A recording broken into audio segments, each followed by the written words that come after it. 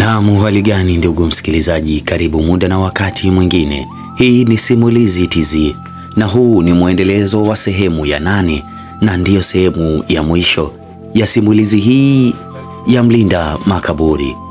Langu jina ni Mr. A Romantiki kutoka hapa Simulizi TZ. Ungana nami mwanzo hadi mwisho katika sehemu hii iliyojaa msisimko wa hali ya juu, mafunzo makuu ndani yake. Na hapa ndipo tulipoishia. Nikiona kimvuli kile kikiwa kinanisogelea kutoka kwenye giza, Mzee Majuto alinitazama kwa macho ya tahadhari, akiniambia jambo moja. Moyo wangu ulidunda kwa kasi, macho yangu yakikodolea giza lisilo na mwisho mbele yangu. Ukungu wa damu ulikuwa umepungua kidogo, lakini harufu ya mauti bado ilitanda angani.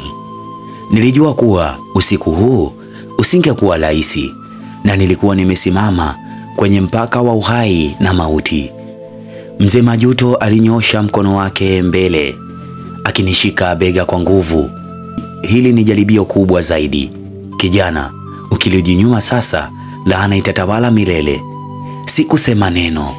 Nilivuta pumzi ndefu na kusogea mbele, miguu yangu ikizama kwenye udongo.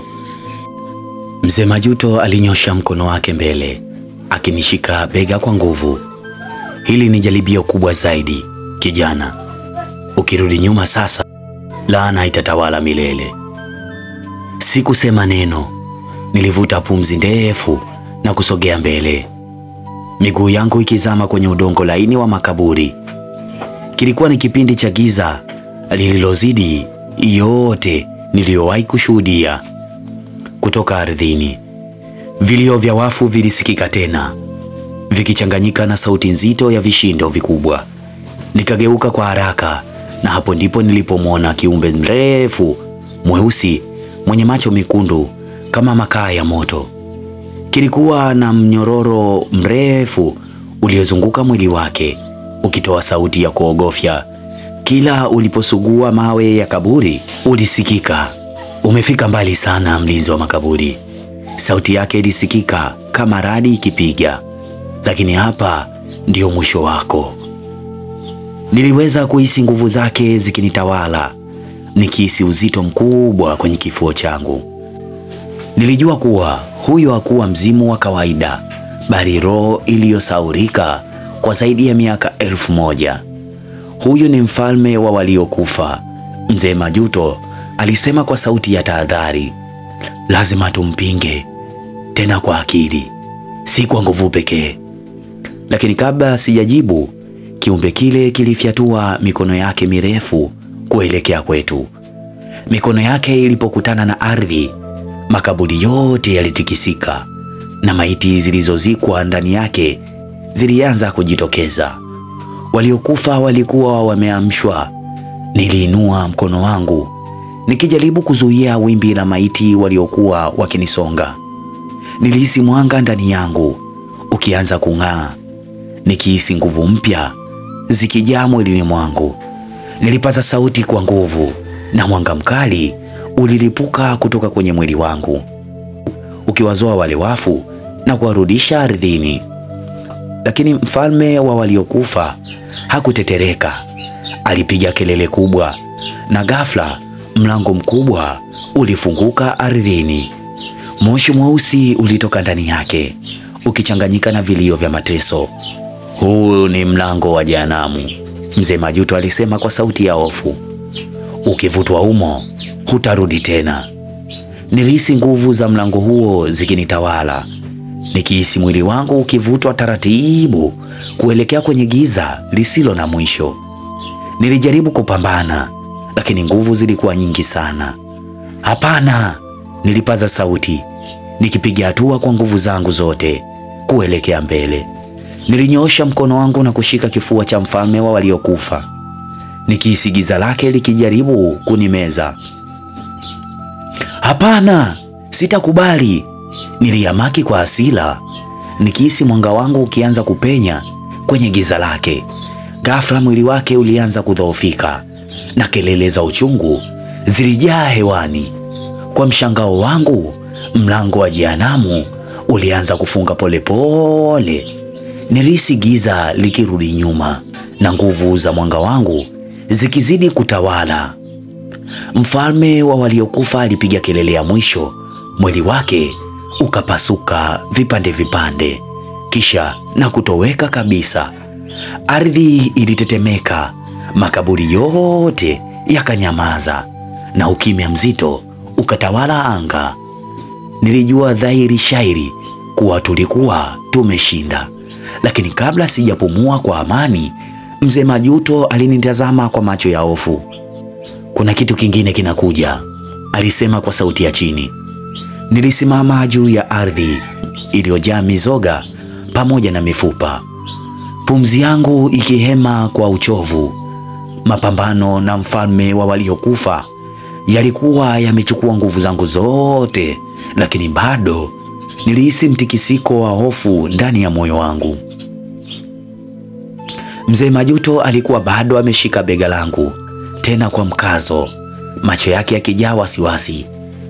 "Sikiliza kijana," alisema kwa sauti ya chini lakini kali. "Kuna nguvu kubwa zaidi inayosubiri. Usidhani tumemaliza." Maneno yake hayakumalizika. Ghafla ardhi ilianza kutikisika tena. Kutoka chini, yani chini ya ardhi, sauti nzito na ya kutisha ilisikika, ikitetemesha anga lote.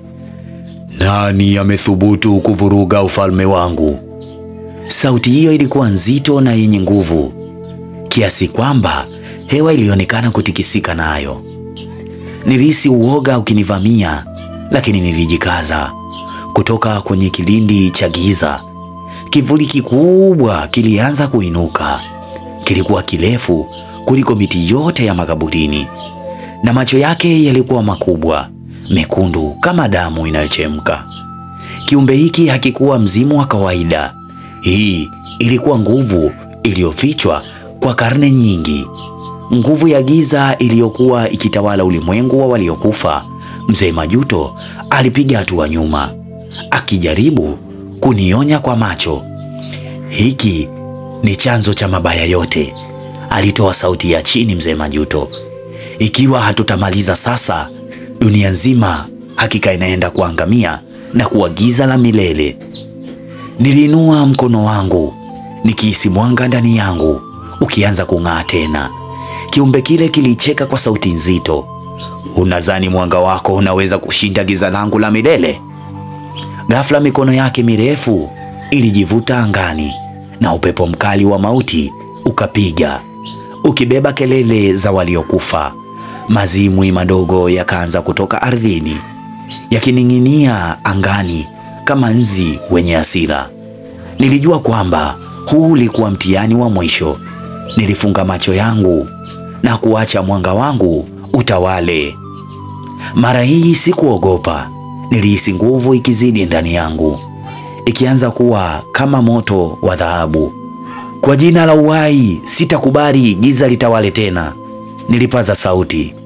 Nilirusha mikono yangu mbele, mwanga mkali ukalipuka kutoka ndani yangu na kupasua giza lote. Kiumbe kikubwa kilipiga kelele ya maumivu na mwili wake ukaanza kupasuka vipande vipande. Upepo wa mauti ulianza kuyeyuka na ardhi ikaanza kutulia. Nilihisi mzigo mkubwa ukiondoka, na ghafla vilio vya wafu vilikoma. Anga lilianza kuwa na rangi ya asubuhi na mwangaza wa kwanza wa jua ukaingia kwenye makaburi. Mzee Majuto alinisogelea na macho yake yakitoa heshima. "Umefanikiwa kijana. Hakika umemaliza rana hii." Nilishusha pumzi nzito, macho yangu yakikodolea kaburi lililokuwa mbele yangu. Niliweza kusikia sauti za waliopumzika kwa amani, wakinong'ona kwa shukrani. Laana ilikuwa imevunjwa, lakini kabla sijaondoka, nilihisi sauti laini ikinong'ona masikioni mwangu. "Kila nuru ina kivuli chake, usisahau hilo." Niligeuka haraka, lakini hakukuwa na mtu. Hata hivyo, najua safari yangu bado haikuwa imeisha. Baada ya ushindi dhidi ya giza, nilijua kuwa mapambano hayakuwa yameisha. Mazimwi yalikuwa yametoweka. Laana ilikuwa imeondolewa, lakini bado nilihisi kuna kitu hakipo sawa. Maneno ya mwisho niliyoyasikia yaninisumbua akili. Kila nuru ina kivuli chake, usisahau hilo. Nilisimama katikati ya makaburi, upepo mwanana ukivuma, ukibeba sauti za waliopumzika kwa amani. Mzee Majuto alisogelea kwa hatua za taratibu, uso wake ukionyesha wasiwasi mzito. "Unahisi nini kijana?" aliuliza kwa sauti nzito. "Ninahisi bado kuna kitu hakijakamilika," nilimjibu, nikitazama kaburi la mwisho lililofunga kwa mihuri ya ulinzi wa kiroho. Alitafakari kwa muda kabla ya kusema, "Umeshinda giza, lakini huwezi kulifuta, yaani kulifuta kabisa. Kuna jambo jingine linanyemelea, jambo ambalo huenda hujaliona bado." Nikakumbuka jinsi kivuli kile kilivyovunjika vipande vipande, lakini hakikutoweka kabisa.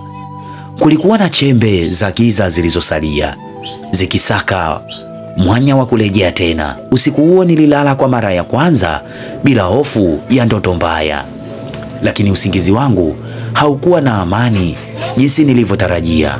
Usiku huo nililala kwa mara ya kwanza bila hofu ya ndoto mbaya, lakini usingizi wangu haukuwa wa amani jinsi nilivyotarajia.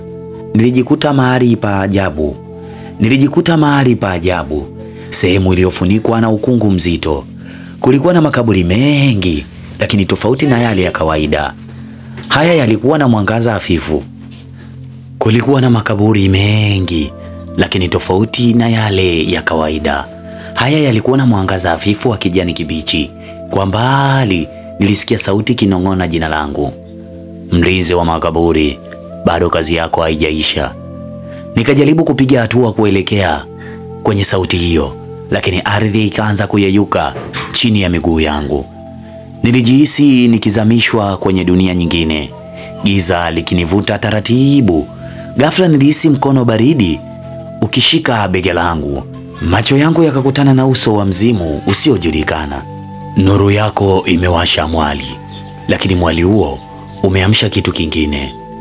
Nilihisi nguvu hiyo ikiingia ndani yangu, ikinifanya nitetemeke kwa baridi kali. Ndipo nilipoamka kwa mshangao, pumzi zangu zikiwa nzito. Nilikuwa kitandani mwangu, lakini ngozi yangu ilihisi baridi ile ile ya ndoto yangu. Asubuhi iliyofuata nilikwenda kwenye makaburi tena. Ulikuwa mtihani wa kuona kama nilikuwa nimefanikiwa kulimaliza giza lote. Lakini nilipofika niliona kitu cha ajabu. Kaburi moja lilikuwa wazi na moshi mweusi ulikuwa unafuka kutoka ndani yake. Nilipiga magoti karibu na kaburi hilo, nikijaribu kuelewa maana yake. Ghafla upepo mkali ukavuma, ukasababisha manyasi na vumbi kupaa hewani. Sauti ile ile iliyosikika kwenye ndoto ilisikika tena, lakini safari hii ilikuwa wazi zaidi. "Nuru haidumu bila kivuli. Kilichofichwa sasa kimeachiliwa." Ghafla kelele kubwa ilisikika kutoka ardhini na kaburi likapasuka vipande viwili. Kutoka ndani yake lilitokea jitu refu lenye sura ya kutisha, lenye macho mekundu yaliyowaka kama miale ya moto. Likaniangalia moja kwa moja, likatoa mguno mzito uliosababisha ardhi kutikisika. "Wewe ndiye mlinda makaburi," lilizungumza kwa sauti nzito iliyojaa uovu. Nilisimama imara, nikijaribu kujizuia na uoga uliotaka kunikumba. "Ndiyo, mimi ndiye, na sitaruhusu ulete giza tena kwenye ulimwengu huu."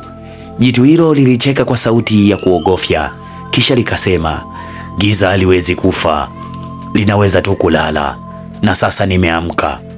Mara moja lilinyoosha mkono wake kuelekea kwangu, na upepo mkali ulianza kunizunguka, ukinivuta kuelekea kwenye shimo la kaburi lililokuwa likiwaka moto wa kijivu.